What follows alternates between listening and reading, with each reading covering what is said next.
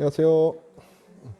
오늘 그 아상, 인상, 중생상, 수자상에 대해서 제가 설명을 이렇게 했었는데 구분에 대해서 제가 좀 더 설명을 듣고 싶어 하시는 분들이 계셔서 제가 우리 교재의 74쪽서부터 다시 한번 설명을 좀 드리겠습니다.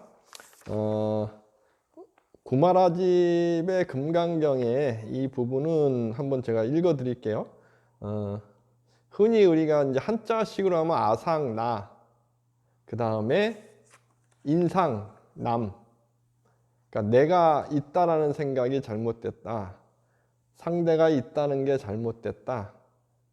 중생상, 이렇게 무리가 있다는 게 잘못됐다. 수자상, 영원한 생명, 생명이라는 게 이렇게 있다는 게 잘못됐다라고 일반적으로 설명을 되고 있죠. 그죠? 그런데 범어의 원어는 그런 의미가 아니에요. 그거는 이제 번역상의 의미고, 그러니까 제가 요번 화요일이 10월 24일 날 1시에 불학연구소 주관으로 세미나가 있어요. 불성과 이게 명상 쪽으로 처음엔 이야기해서 제가 이렇게 신청을 했었는데 불성 관련돼서 이제 저도 발표가 있어서 제가 발표하는데, 제가 발표하는 제목은 이제 깨달음의 본질에 관한 연역적 추론과 직관의 문제 검토, 제 이제 주제인데, 중국이라는 사유 체계, 철학 체계, 사상 체계에서 왜 이렇게 중간이 없이 어떤 의미 지어지는 거로 이야기가 되느냐. 불교도 똑같아요. 불교도 깨달음에 대한 이야기, 이건 직관적인 어떤 나의 인식되어지는 거거든요. 직관적으로. 이건 논리적이나 합리적인 어떤 과정이 없어요. 없는 부분. 이것이 중국에서는 하나의 사상과 사유체계에서 확립되어 있던 거고, 우리도 거기에 익숙하고, 그러다 보니까 인도식 불교의 과정을 중시하고 연역적 추론이라 그래요. 어렵게 이야기하면. 그러니까 어떤 것이 직관적으로 이래라는 것이 하나의 가설로 놓고 그것을 쫙 이렇게 어떠한 기준이라는 것을 놓고 논리라는 것, 합리라는 것, 그걸 연역적인 추론이라는 어떤 부분에서 논리적으로 놓고 그걸 맞춰가는 것, 이것이 인도 불교에서는 확립돼 있어요. 근데 중국 불교에서는 이 부분이 사라지는 거죠. 그런데 중요한 건 뭐냐? 제가 언제나 강조하듯이 지금 50대 및 40대 분들 밑으로 10대는 더더욱 그렇고, 교육 자체가 이러한 어떤 직관적인 교육을 받지 않아요. 이제 그 부분에 대해서 비판적인 교육을 받고, 그러니까 멋있는 이야기를 하고 있지만 과정이 그렇지 못하면 하고 웃을 수 있는 교육을 받았던 세대. 즉 어떤 세대? 앞에서 멋있는 이야기를 하고 있는데 그 삶이라는 게 과정이잖아요. 그 삶이 그렇게 따라가지 못하면 존경받지 못하는 세대가 된 거죠. 그런데 60대 이상 되시는 분들은 그분이 권위가 있어서 그렇게 이야기했어, 그럼 그냥 믿어요. 그분의 삶이나 그분의 과정을 안 보는 세대. 그런데 이 밑으로는 그렇지가 않은 세대인 거죠. 우리 불교가 제가 이번 발표할 때 이런 것도 이제 통계적으로 우리 있어서 이야기할 건데, 종교인 비율은 줄어요. 분명히 줄고 있어요. 확실히 줄고 있는데, 종교인 비율이 지금은 10대 종교인 비율이 한 31%밖에 안 돼요. 10대는. 10대서부터 해서 20대까지 31%밖에 안 되거든요. 이 비율이 60대 같은 경우에는 종교인 비율이 65%예요. 이게 쫙 줄고 있거든요. 근데 기독교 인구는요, 종교인 비율이 40대, 30대, 20대까지 주는 비율이 적어요. 기독교 신자가 적어요. 종교인 비율은 확 주는데 기독교 신자는 적어요. 그렇다는 건 기독교에서는 10대 기독교 신자분들이 수혈되고 있다는 이야기예요. 근데 우리 불교는 주는 게 거의 비슷하게 줄어요. 즉 10대, 20대, 30대의 불교 신자들이 새롭게 유입되는 것이 적은 거예요. 적은 이유를 저는 여기에 보고 있는 거죠. 소통이 안 되고 있다. 직관을 너무 강조하다 보니까. 그러다 보니까 10대, 20대, 30대 친구들이 봤을 때 불교는 다가가기가 힘든. 이제는 왜? 그분들은, 그 친구들은 교육 자체가 내가 합리적으로 이해할 수 있어야 받아들이는데, 합리적으로 이해할 수 있는 이 부분은 사라지고 직관만을 이야기하니까 멋있는 이야기는 멋있어요. 그런데 그게 왜 그래요? 라고 물어보면 그 친구들의 이해 수준에 맞게 설명하는 체계가 없는 거죠. 인도 불교는 안 그런 거죠. 인도 불교는 그 체계가 다 있어요. 그 대표적으로 그걸 이야기할 수 있는 것이 아상, 인상, 중생상, 수자상일 수 있어요. 중국 불교에서는 이것을 아상을 나라는 거 있어. 인상은 너 있어. 중생상은 우리가 있어. 수자상은 그러한 영원한 생명이 있어. 이거 아니야 라고. 이 부분은 왜 그래라는 것은 이 설명되어지는 부분이 없고 그래라고 우리는 받아들일 수 있는 인식 체계로만 설명되는 거예요. 그런데 인도 불교에서는 그러한 내용이 아닌 거죠. 어떤 내용인지 한번 제가 오늘 한번 봐드릴게요. 그래서 먼저 경전에 있는 내용을 먼저 볼까요? 구마라집의 경전, 우리 금강경 내용입니다. 무슨 까닭인가 수보리여, 만약 보살에게 아상이나 인상이나 중생상이나 수자상이 있다면 곧 보살이 아니기 때문이다. 요 부분입니다.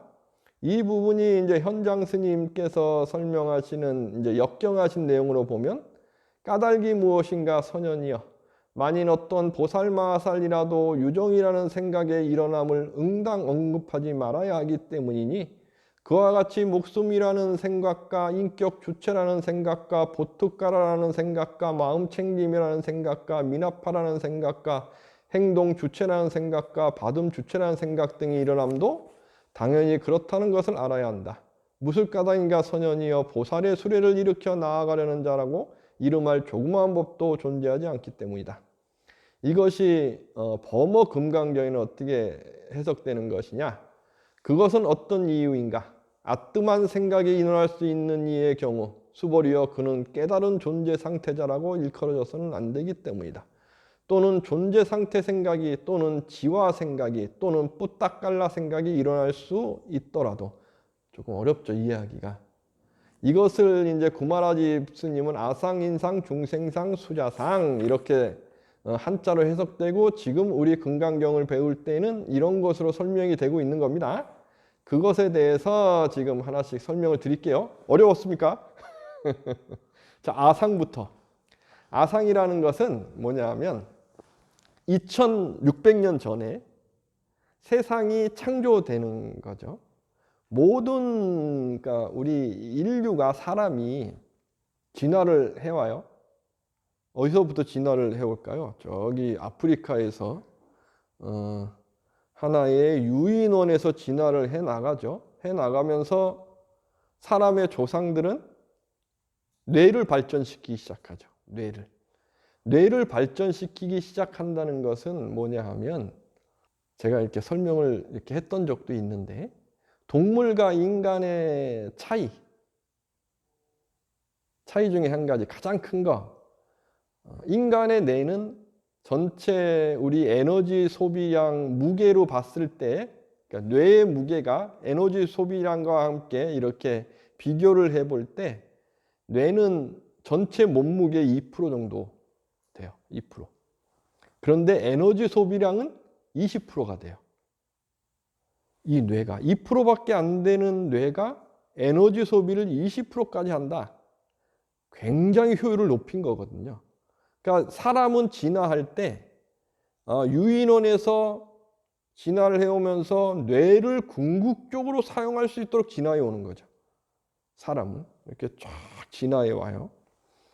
그러면 이 진화라는 것을 무엇을 갖고 설명할 수 있느냐?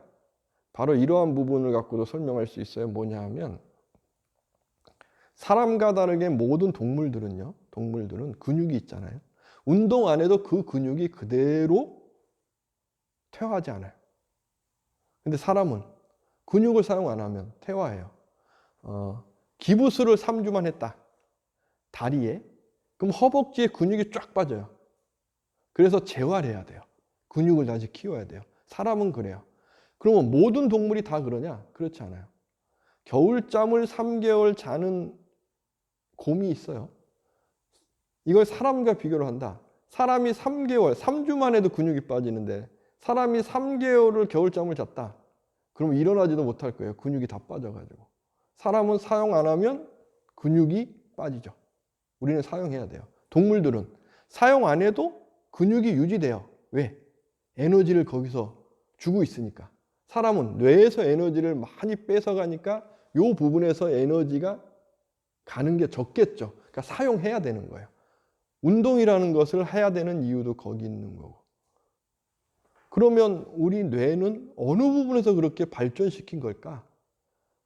그 이유는 생존이라는 부분에서 있겠죠. 생존하기 위해서 뇌가 판단하고 생존을 위해서 도망가고 하는 부분을 더 작용할 수 있게 진화를 했겠죠. 어떤 동물들은 근육이 발달되어 있어서 도망가는데 막 빨리 도망가는 거고, 어떤 동물들은 근육이 발달되어 있어서 잡아먹는데 강하게 작용하고, 사람은 이 뇌가 생각하면서 작전도 짜고 뭐를 짜면서 우리가 식물도 갖고 구하고 무언가를 하도록 계속 진화해 오는 거죠. 진화해 오면서 궁극에 딱 갔을 때 진화하면서 사람에겐 어떠한 진화라는 부분에서 이게 아주 획기적인 아주 특이한 사람만의 모습이 나타나는데 구석기 시대나 이런 데 이렇게 동물들을 그려놓죠. 그려놓는데 그런 인형들도 만드는데 동물 머리에 사람 몸을 한 인형들이 나타나는 거예요. 동물 머리에 사람의 형상이 있는 인형이 있다. 우리는 그게 당연하잖아요. 이거 획기적인 거예요. 왜 획기적이냐? 스스로 상상하는 거죠. 스스로 창작하는 거예요. 즉 지금 우리가 현실에 없는 것을 상상할 수 있는 능력이 생기는 거죠. 우리가 사랑이 뭔지 알아요. 누구나가 다 사랑이 뭔지 압니다. 그런데 사랑을 볼 수 있나요? 볼 수 없어요. 사랑을 들을 수 있나요? 그런데 우리는 그 사랑이 무엇인지 인식하고 있어요. 우리가 상상하고 있어요. 그래서 사랑에 대한 개념이 사람마다 다 다를 수밖에 없는 거예요. 사람의 불교 신앙은 업이라는 경험되어지고 감각적으로 축적된 것을 바탕으로 거기에서 내가 추상이라는 아니면 인식한다는 개념을 확 갖고 오니까 사람마다 다 다른 거죠. 다 다른 사랑을 다 같이 이야기하고 있다 그러면 혼란스러우니까 우리가 사랑을 이야기할 땐 사랑이라는 연역적인 추론이 있는데 이것을 논리와 합리로서 이야기할 때 이 과정을 하나하나 밟아갈 수 있는 것이 우리의 학문체계 안에 사랑이야 라고 이야기하자 하는 것이 서양의 철학인 거고, 동양은 사랑 그러면 사랑의 직관, 사랑은 이런 거야 라고 해서 이야기를 하나로 탁 던져놓고 이 과정이 쫙 빠진 것이 중국식의 직관적인 철학적 세계관인 거고, 어쨌거나 이러한 인식 체계 안에서 사람들은 모여서 살 때 동물은 100마리에서 어디서 제가 이렇게 이제 연구한 걸 봤는데 300마리 이상 동물들은 모일 수가 없대요. 그 이상이 되면 강한 또 하나의 동물이 있어서, 왜 그러냐면 동물이 모인다는 건 식량을 확보하기 위한 거기 때문에 어느 한계 넘어가 되면 그 무리가 식량을 확보해도 모자랄 수 있는 무리가 되면 그 무리가 분화되는 거죠. 근데 사람은 300명 이상도 모이는 거예요. 그죠? 그럼 어떻게 모일 수 있었을까? 모이게 하는 어떠한 의미, 이념, 이데올로기, 무언가가 있는 거죠. 그래서 모든 사람이 구석기 시대를 이렇게 지나면서 모이기 시작하는 도시국가, 흔히 에는 중앙에 신전이 있는 거죠. 신전. 신전은 무엇을 하는 것일까? 모일 수 있는 이념을 주는 거예요. 우리가 모여서 살면서, 즉 우리가 식량만을 위해서 모였을 땐, 식량의 한계가 있을 때는 분화되는데, 그 한계라는 것을 깨서 우리가 모여 있는 이유가 더 커 라는 무언가의 개념을 만들 수 있는 것이 하나의 신전으로서 있는 거죠. 그 신전이라는 개념으로 사람들은 모이는 거고, 즉 사람이 모인다는 건 신학이라는 개념, 이것이 함께 가면서 모인 거죠. 강한 집단. 신은 강해야 돼. 그래서 모든 신화에서 봤을 때 신은 강한 신이에요. 강한 신. 그 강한 신에 대한 이야기들이 지금 남아있는 것이 그리스 로마 신화, 인도의 신화, 우리로 치면은 단군 신화. 단군도 그런 거잖아요. 환인 환웅에서 단군이 이렇게 태어날 때 뭐 곰과 호랑이 집단이 이렇게 경쟁하다가 누가 이기죠? 곰 집단이 이기는 거죠. 다 그러한 내용인 거예요. 신화. 곰이라는 신, 뭐 호랑이라는 신, 더 강한 신은 어떤 신이었어요? 환인이라는 하늘신이 있는 거고, 하늘신이 이 신들을 아우르면서 곰의 신을 중심으로 아우르고 이 집단에서 단군이 나오는 거죠.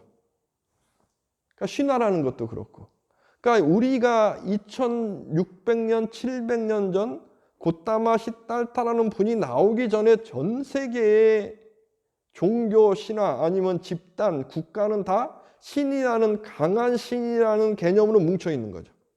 뭉쳐 있는 거예요.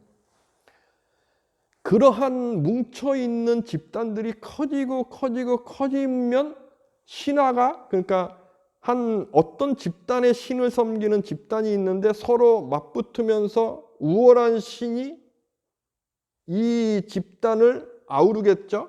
그러면서 그 신의 우월함을 계속 발전시켜 가다 보면 지금 우리가 아는 신화 내용이 나오는 거예요. 그러면서 그 신화의 내용이 인도에는 어떤 내용으로 나오느냐? 신이 세상을 만들었어. 그러면 신이 세상을 만들었으면 신은 완전체예요. 세상은 불완전체죠. 신이 만든 세상이잖아요. 이게 이해가 되시나요? 즉, 이 세상은 무상한 세상인 거예요. 고정된 실체가 아닌 세상, 변화하는 세상. 이 세상은 변화하는 세상이기 때문에 불완전한 세상. 무언가가 신의 뜻에 의해서 만들었지만 신의 뜻이 만든 세상. 불완전한 세상. 그 불완전한 세상에서 신의 뜻이라는 절대적인 것이 있을 수 있죠. 그건 완전함. 그래서 신의 세계에서는 신의 뜻을 찾아가는 것, 신의 뜻대로 산다는 것, 이건 완전함을 향해 가는 거죠. 이것이 신을 믿는 종교의 핵심. 2700년 전에도 그러한 거죠. 그러면 신의 뜻, 신에 대한 완전함은 어디에 있느냐? 아트만에 있는 거예요. 근데 이러한 세계에 2600년, 700년 전에 고타마 시달타라는 아주 우리에게는 너무나 멋있는 한 사람이 쫙 나타나죠. 나타나서 이분도 신의 뜻을 향해 가는 수행을 먼저 하는 거예요. 고행도 하고 명상을 통해서 비비상처무에서 다 가는데 아니야. 신의 뜻에 아트만이라는 건 없더라. 아트만이 빠진 변화의 세계만 있다. 그런데 이 변화의 세계라는 것이 곧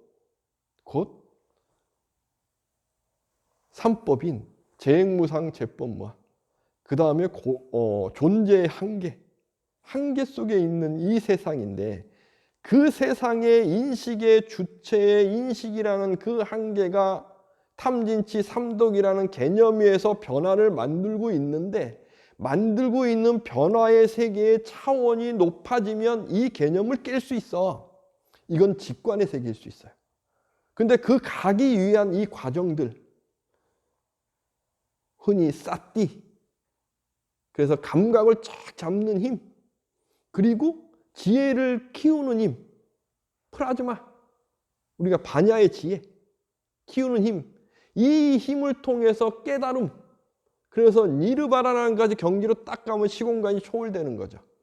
이것을 말씀하시는 고타마 시달타라는 분이 딱 나오는 거죠.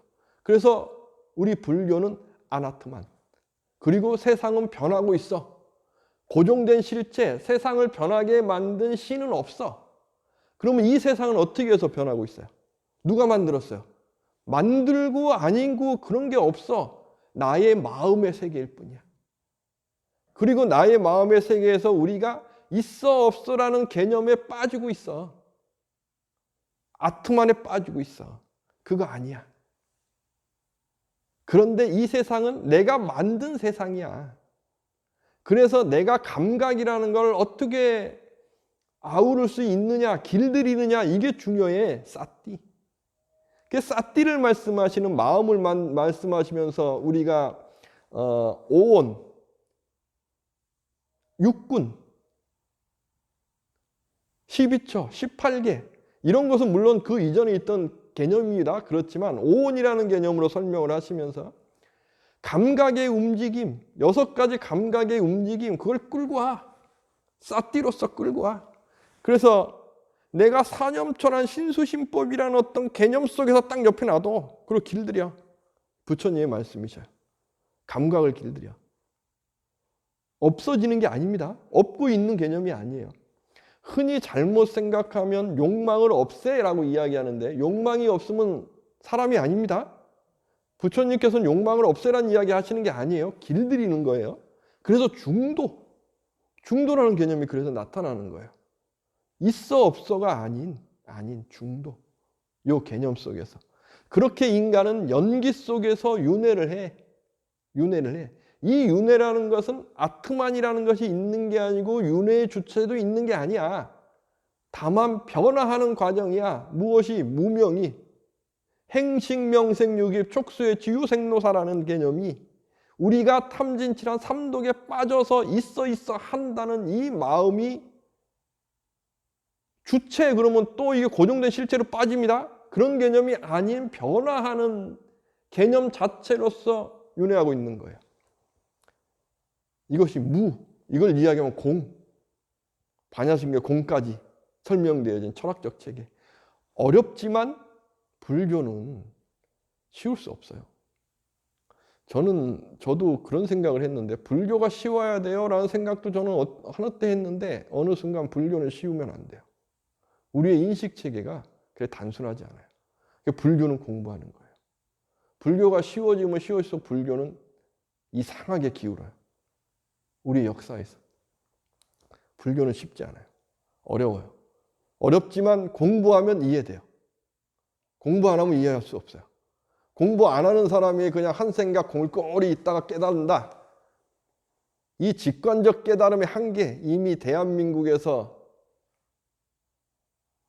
보여지고 확인되어지는 거예요. 공부 필요해요. 공부 없이 깨달음에 이른다. 저는 반대해요. 이미 시대가 그런 시대가 아닌 거죠.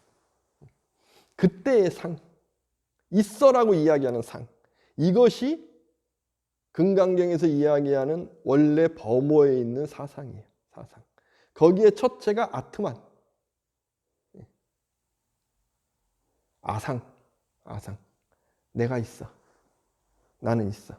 내 안에 신성이 있어. 신이 나를 만들었어. 그래서 나는 영원불면해. 이러한 개념. 이것이 금강경의 사상 중에 아상이에요. 아상. 아상이 있고 그러면 중생상은 그러면 무엇이냐? 중생상은 우리 교재 78쪽에 있습니다.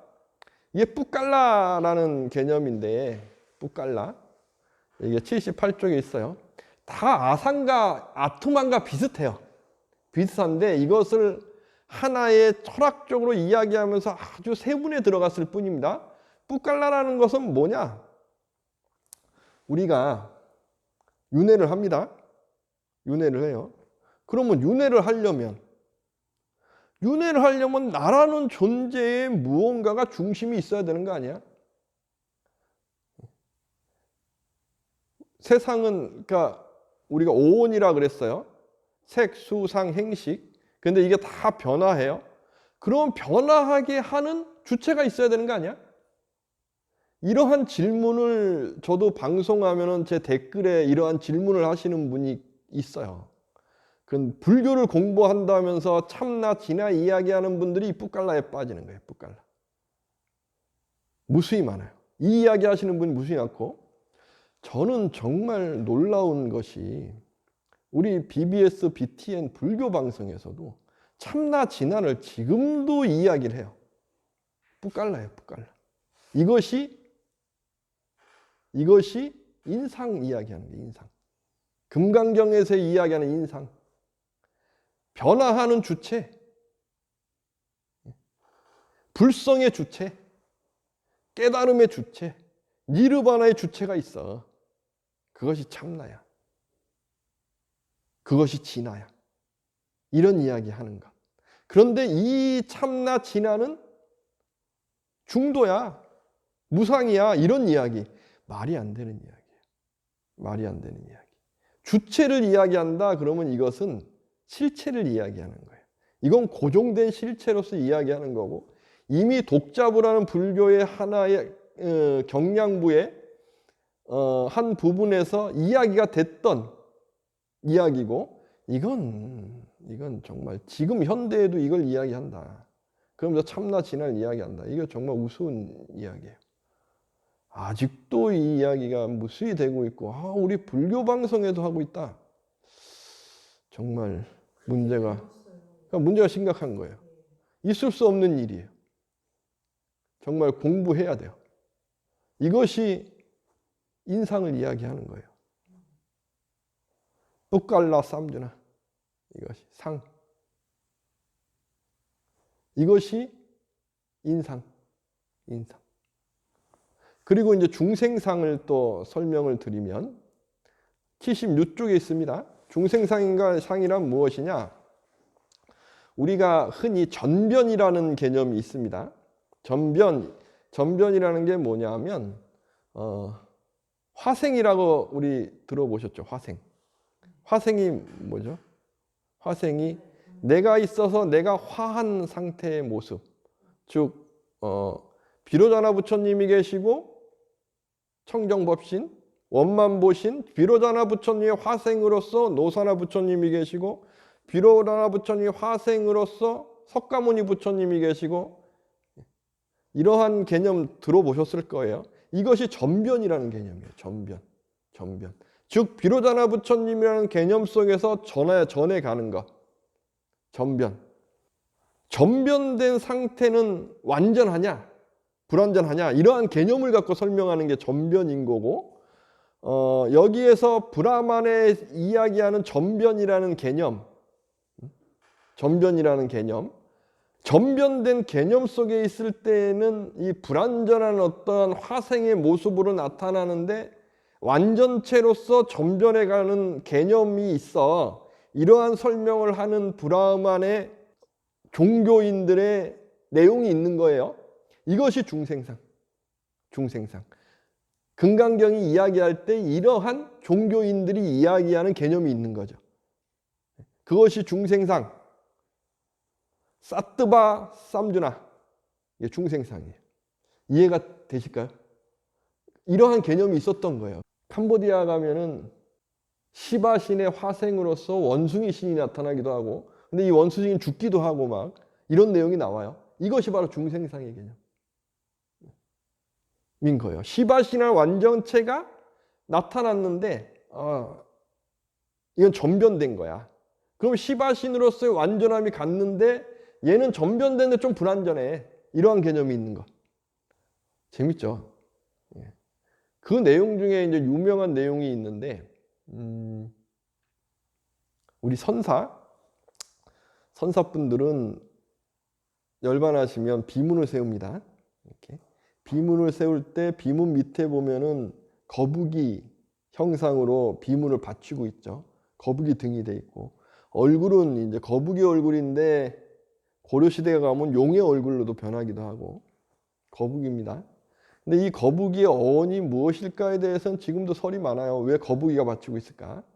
근데 인도의 신화에 보면 그 신화가 불교하고 결합되면서 이제 가져오기도 하고, 그러니까 이 내용이 왔을까라고 저는 생각하는데, 인도의 신화에 보면 천지창조 신화가 있어요. 그게 캄보디아 가면은 악신과 선신이 나가는 이제 킹코브라 신이에요. 우리가 용이라는 것은 인도의 나가 신이 중국의 용으로 번역된 겁니다. 중국은 킹코브라가 없으니까 중국식 문화의 용으로 번역된 거고 나가 신이에요. 그래서 동남아에 가면, 우리 중국에는 용으로 내용이 변화가 됐기 때문에 그러한 불상이 없는데, 동남아에 가면은 나가신이 이렇게 9마리가 부처님을 쫙 감싸고 있고 밑에 이렇게 꽈리를 틀고 있는 부처님 상이 있어요. 그 내용이 들어와 있어서 그런 거예요. 그리고 부처님이 탄생했을 때 우리는 용이 이렇게 부처님을 목욕시켜 주는데, 원 범어는 나가신이, 그 킹코브라 신 나가신이 목욕시켜 주는 겁니다. 그 나가신을 줄로 잡아서 선신과 악신이 태초의 바다를 휘젓고 있거든요. 수미산을 꺾어서 기둥으로 놓고 꺾고 이렇게 하고 있는 그 모습이, 캄보디아 가면 다리 건널 때 선신 악신이 이렇게 메고 있는, 뱀을 메고 있는 모습이 있는데, 캄보디아 가면 제가 설명드릴 겁니다. 우리 비콘절 신도분들이 이제 캄보디아 갈 건데, 그게 이제 태초의 천지창조 이야기예요. 그러면 선신과 악신이 왜 그러느냐? 선신과 악신이 태초에 싸우는데, 선신과 악신이 싸운다는 이야기는 옛 신화부터 나오는 거예요. 신화부터 나오는 거고. 근데 선신이 지기 시작하는 거예요.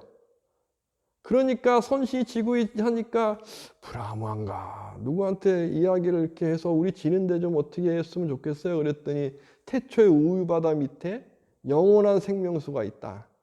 소마. 우리가 이야기하면 관세음보살님이 들고 계신 감노다. 감노수. 그것이 우리 불교 예불로 들어오면 변이 감노다가 되는 거고, 감노. 그거를 마시면 선신은 영원한 생명을 얻으니까 악신을 이길 수 있어 하는 건데, 우유바다를 휘저어서 그 영원한 생명수 소마를 끄집어내기가 힘드니까 선신이 거짓말하는 거죠. 선신인데 거짓말합니다. 그래서 악신과 같이, 야, 이게 있는데 우리 같이 빼서 나눠 먹을까? 그러면서 선신과 악신이 나가신을 밧줄로 하고 수미산을 꺾어서 바다에 놓고 양쪽에 꺾어서 휘젓는 거예요. 유리바다 휘젓기, 양쪽에서 막 휘젓다 보니까 소마라는 영원한 생명수가 나오기 전에 독가스가 있었던 거죠. 독가스가 나오면 세상이 망하죠. 그러니까 시바신이 그걸 딱 알고서 거북이로 번해갖고 쫙 내려가서, 그 기둥도 이제 힘 빠지니까 가라앉으니까 거북이를 딱, 거북이가 된 시바신이 딱 받치고 독가스를 다 들이마셔서 독가스에 중독된 상태가 파란 거북이. 그것이 우리 천수 칠 때 신묘장구 대다라니의 니라간타. 니라간타 사바야 할 때 그 어원 니라간타예요. 그것이 파란 거북이, 시바신 내용인 거예요. 그것이 그러한 어떤 내용으로 나타난 게 아닌가, 이제 저는 보고 있는 거고, 그 거북이는 시바신이 거북이가 됐죠.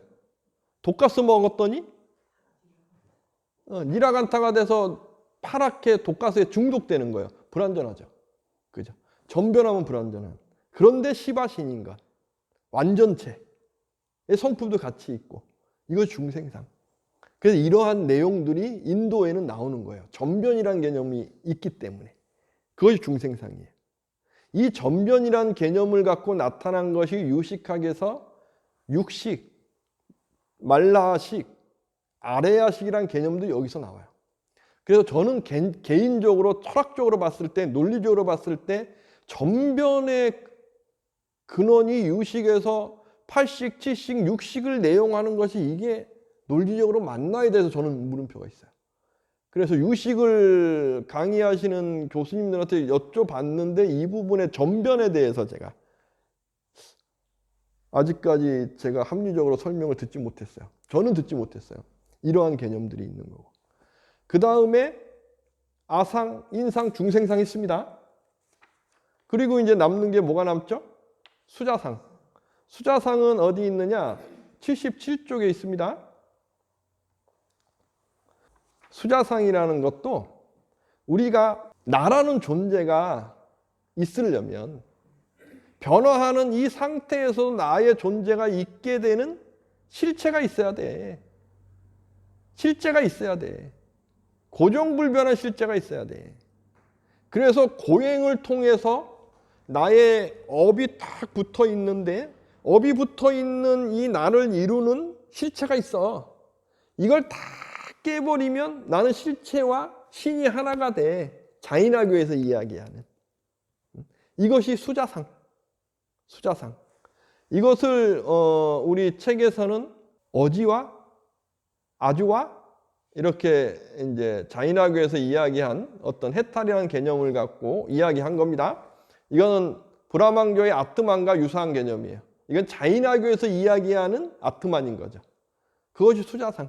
즉 아상, 인상, 중생상, 수자상이라는 것은 개념이 다 비슷한 아트만을 이야기하는데 금강경이 설해지기 만들어질 때 그때의 종교 집단에서 설명되어지는 고정된 실체에 대한 네 가지를 대표적으로 이야기하는 겁니다.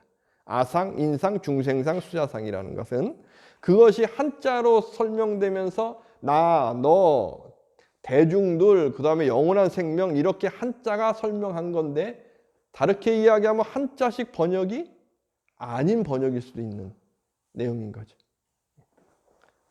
이해가 되셨을까요? 그것이 아상, 인상, 중생상, 수자상입니다. 알고 보면 별거 아닙니다. 근데 이걸 모르니까 자꾸 우리 불교에서 이상한 이야기가 자꾸 나오는 거예요. 실체가 있어, 뭐가 있어, 참나가 있어, 진화가 있어. 이게 진짜 이제 그만해야 돼요. 이 불교는 그런 내용이 아니에요. 변화를 이야기하는 거예요. 변화. 존재의 변화. 존재라는 것이 어떤 것으로서 실체가 아닌 존재라는 것이 하나의 상태와 과정으로 있을 수 있어 라고 2600년 전에 부처님께서 존재를 설명하신 거고 그 시대 사람들이 그걸 이해를 못하니까 이해할 수 있도록 중심을 놓고 설명을 계속 하시는데 지금은 이미 서양에서는 실존 철학이 나오면서 이 개념이 들어가요. 이 개념. 무라는 개념. 즉 제가 계속 설명을 드렸는데 저는 이걸 갖고 해석을 하니까 쉬워요. 무엇이냐 하면 우리가 영원한 무의 세계. 우리가 무의 세계에서 유의 세계가 있는 거죠. 우리는. 그죠? 무라는 세계는 유가 있기에 우리는 이해해요. 있다가 없으면 없다는 이해할 수 없어요. 없다가 없으면 있다를 우리는 이해할 수 없어요. 이거 빼놓은 무의 세계는 우리는 인식할 수 없다. 인식할 수 없다. 이건 더 이상 이야기할 수 없다. 이것이 실존 철학 이후에 서양의 철학계의 일반적 기류가 되는 거예요. 이건 이야기할 수 없어요. 부처님께서도 이 부분에 대해서는 더 이상 이야기하지 않으셔요. 이건 언어의 영역이 아니고 인식의 영역이 아니에요. 이건 직관의 영역입니다. 근데 이 직관의 영역이 있다라고 끄집어와서 직관을 이야기하게 되면 어떻게 될까? 과정 없이 있음을 이야기하게 되면 어떤 사람은 정말 뛰어나서 직관을 봤어요. 나는. 근데 일반 사람들에겐 설명해 줄 수 없는 부분이죠. 그죠? 그러면 그 종교인은 그 사람은 교주가 되는 거예요. 우리는 이런 인식이 강하다 보니까 우리나라에 교주가 그렇게 많은 거예요. 이상한 교주가 무수히 많은 거예요. 거기에다가 너희들은 모르니까 무조건 내 말을 믿어. 그 인식이 강하잖아요. 우리는. 그러다 보니까 그냥 교주라고 앉아서 이야기하면 네네네 하는 거에 너무 빠지는 거죠. 그래서 우리나라에 그렇게 사이비 종교가 많은 거예요. 이게 직관제일주의 때문에 그래요. 저는 이걸 비판하는 거고. 우리 불교도 혹시 여기에 빠져 있는 거 아닐까 하면서 비판하는 거고. 어쨌거나 아상인상, 중생상, 수자상은 그러한 개념입니다. 이거는 정말 잘 알고 있어야 돼요. 금강경을 이해할 때는 이 부분이 이해가 안 되고 있으면 삼천포로 빠질 수 있는 거죠.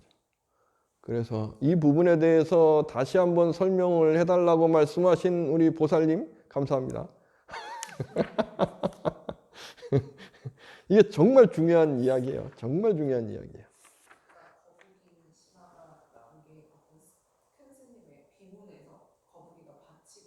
그 거북이 내용을 제가 왜 예를 든 건데, 우리나라 불교를 기준으로 보면 신라가 통일되기 전에 600년대에 중국엔 화엄이 발전해요.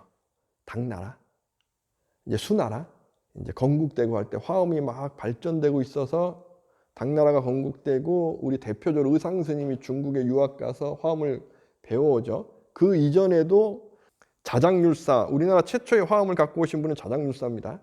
화엄을 가져오시고, 그래서 화엄이 이제 하나의 새로운 학문으로서 지배적인 이데올로기 제공을 해줘요. 화엄은 왕권 강화와 함께.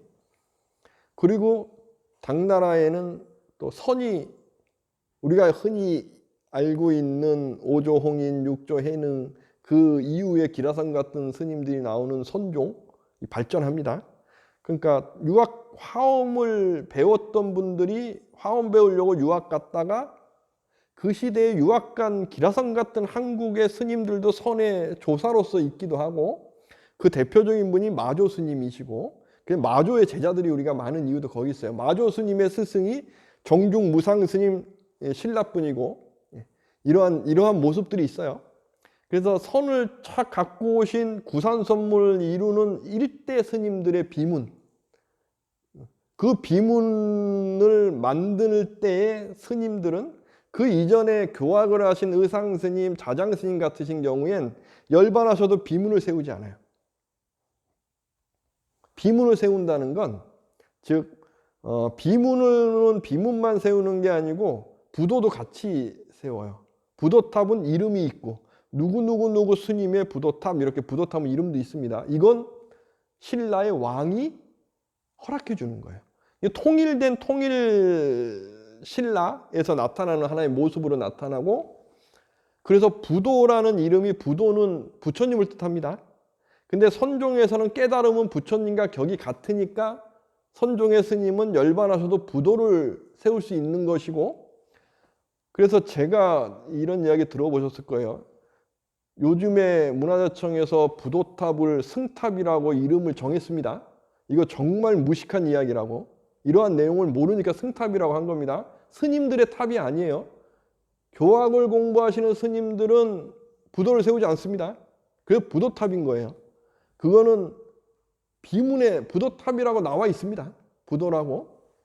이게 정말 진짜 지금도 정말 공부 안 하는 사람들이 문화재청의 문화재 전문위원이라고 자기 영역이 아니면서 이야기하는 거예요. 승탑이라고는 있을 수 없는 거예요. 승탑 아니에요. 어쨌거나. 그래서 그렇게 비문을 세울 때에 밑에 받치는 주체가 거북이인 이유가, 그런 힌두교의 어떤 내용이, 우리 대승불교라는 것은 힌두교의 내용을 불교의 개념에서 문화로서 가져오니까, 이 내용이 처음에 탑을 이렇게 비문을 세울 때에 거북이로 했고 그게 그대로 온 게 아닐까, 저는 그렇게 추정하는 거고, 솔직히 지금 몰라요. 왜 거북인지. 그리고 또 저기 제주도의 제주도 사찰 해설사 이렇게 하시는 그 한 유명하신 한 선생님은 그것이 이제 용이다라고 설명하는 분도 있고, 어원을 확실히 몰라요. 모르는데 저는 거북이가 아닐까 생각하는 거고, 문화 현상이라는 것이 어떤 형상이 딱 나타나서 비문이 만들어지면 이건 굉장히 보수적인 거라서 변화 없이 계속 거북이상이 오는 거고 그 내용을 설명드린 겁니다. 그래서 거북이상의 어원은 지금도 솔직히 잘 몰라요. 저는 이게 맞다고 생각하는 거고. 어쨌거나 우리가 아상인상, 중생상, 수야상에 대해서는 정말 이해하고 있어야 돼요. 잘. 우리가 금강경을 공부하면서 이 부분이 정말 핵심적으로 이해해야 되고 그 다음에 제가 이제 저번 시간에 이야기했던 함 없음, 행위 없음의 보시, 행위 없음의 마음 이것이 어떤 의미일까에 대해서도 철저하게 분석해 가야 돼요. 함이 없이 어떻게 마음이 있을 수 있어? 그렇다 그러면 함이 없는 마음의 함이라는 것이 행위라는 개념이 아닐 수 있겠구나. 그렇다면 이건 뭘까? 바로 실체라는 개념에서 오는 거예요. 우리가 무엇을 할 때 자꾸 이것이야 라고 우리는 실체로서 고정해 놔요. 깨닫는다 하면 깨닫는 것은 이거야 라고. 근데 그렇지 않아요. 하나의 과정인 거죠. 과정. 하나의 상태, 하나의 변화. 그것을 제대로 알고 있기에 보시를 행할 수 있는 거고 그걸 알고 있기에 마음을 낼 수 있는 거고 아상인상, 중생상, 수자상이라는 개념을 왜 무상으로서 놓고 금강경을 설하고 있는가를 알기 때문에 함이 없이 보시할 수 있음이 무엇인지 아는 거죠. 함이 없으면 상이 아닌 거죠. 그래서 금강경은 이걸 계속 강조하시는 거예요. 함이 없다 그러니까 아무 생각 없이 누군가 도와주고 있어. 난 보시에 돈에 아까운 것도 모르고 보시하고 있어. 집안의 가장인데 집안의 엄마인데 나는 내일 돈이 필요한데 난 함이 없이 보시할 거야 다 줬어요. 내일은 거지가 되고 그건 함이 없음이 아닌 거죠. 함이 없음이라는 건 지혜 영역에 있는 거고 저는 그렇게 보고 있는 겁니다. 자, 오늘 강의는 여기까지 하도록 하겠습니다. 감사합니다.